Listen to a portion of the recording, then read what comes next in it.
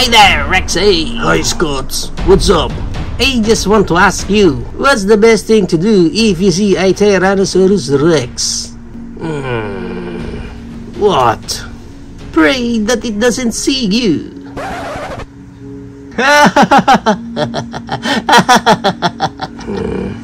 But you know I can see you now. Huh? Mapala ko yung Black Baby Espiritu Santo.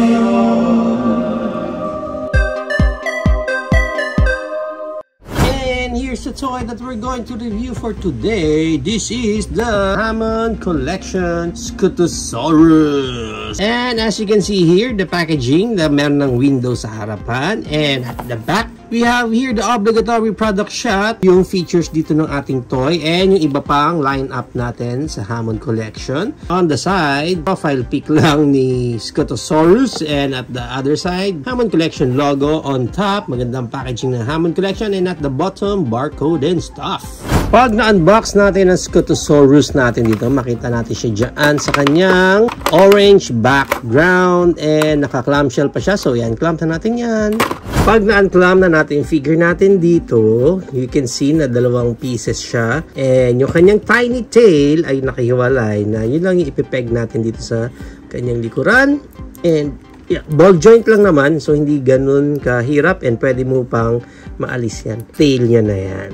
Yan. Okay. So, let's check muna yung pinaka-details niya. Yan ang itsura niya. Yan at the side. As you can see here, ang ganda din ng texture ng skin niya. Makikita nyo, ayun, may mga freckles pa siya dyan. And even the paint up sa likod ng body niya, ang ganda. Napaka-natural and parang realistic talaga yung pagkaka-paint sa kanya. And check natin further yung face niya. Ang ganda. Ang ganda ng face sculpt. Ganda ng eyes. Ayan, crystal eyes again. That's why yung pupil ng mata is akala mo sunod talaga sa'yo or gumagalaw yung mata niya dyan. Ganda, ang ganda sa front, oh. Ang ganda sa front. Yung mga horns niya dyan.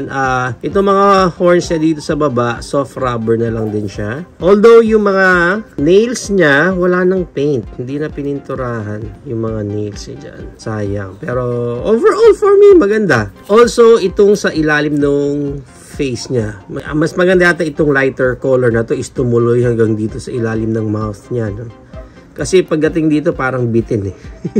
Parang halatang hindi siya kasama dun sa part na yun. Then check natin yung pinaka-articulation niya. First sa mouth, pag na-open natin yan. Yan ang pinaka-details ng loob ng mouth niya. Ang ganda din. Ang ganda din yung loob ng mouth kasi may colors talaga yung mga soft rubber teeth niya dyan. Pero matatalas look nung teeth niya, and then yung tongue niya dyan, yan. So yung mouth niya is na open ng ganyan, and then yung pinaka head niya, actually konti lang yung up and down nung itong pinaka portion ng head niya na to, parang naro-rotate lang 360. Hirap mag up and down eh. Halos walang up and down itong pinaka head niya, kasi ang sunod na articulation niya dito na sa neck niya, na doon mo ma-up yung head niya, and then doon may down. Yan, ganyan. Ganyang kababa. Okay? Dito na sa part ng neck niya. Of course, may swivel din siya left and right. Ganyan yung next niyan is dito sa kanyang front legs. We're in kaya na mag-creed moment. Meron siyang arms wide open dyan sa front legs niya. And of course, naro-rotate yan. Sunod niyan is dito na sa kanyang elbow. Yan ang kanyang elbow bend. Ganda. Ang ganda ng elbow bend. And then, yung ganyan pag straight. And of course, naro-rotate yan.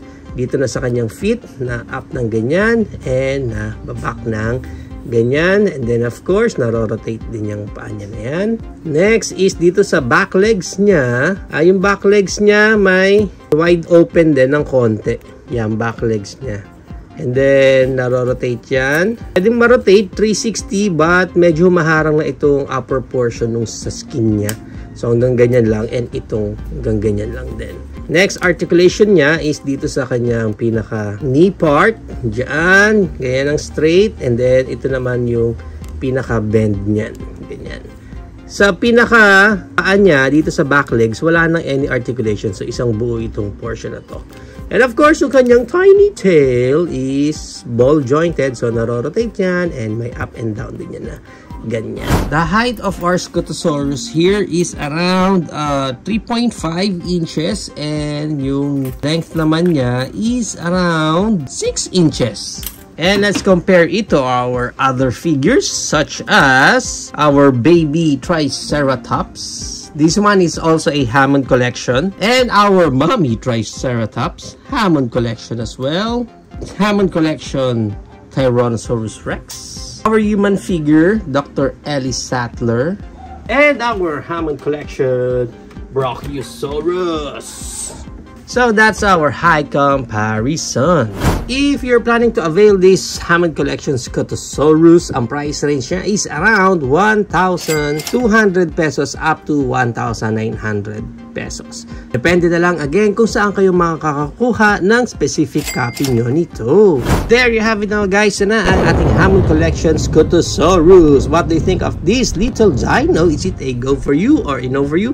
Whatever thoughts, please comment it down below. But for me, of course, this is a Hammond collection. So, automatic yan. Nakukuha tayo nito. Kasi, yan ang ating pinaka-mainline ng collection sa ating mga Jurassic figures. Overall, yung aesthetic ng ating dinosaur dito, sobrang ganda rin. Ang ganda ng details niya. Yung texture pa lang ng skin niya. It's like para siyang reptilian or parang frog-like talaga na texture. No? Which adds up talaga sa realistic look ng ating figure. Given din, ang ganda ng paint up sa kanya, mapapansin nyo yung pagka-green and may pagkahalo ng brown and even yung markings niya dyan sa taas talagang adds up sa overall na realistic look ng ating dinosaur. Although, hindi perfect tulad ng ating mga nails, hindi nila nilagyan ng paint and ito nga white na to na medyo nabitin ako hanggang dito lang sa portion na yan. Still, overall, ang ganda ng look ng ating Scotosaurus dito. And I'm sure pag in-add up nyo ito sa Hammond collection nyo, isa ito sa may mga magandang realistic look sa collection ninyo.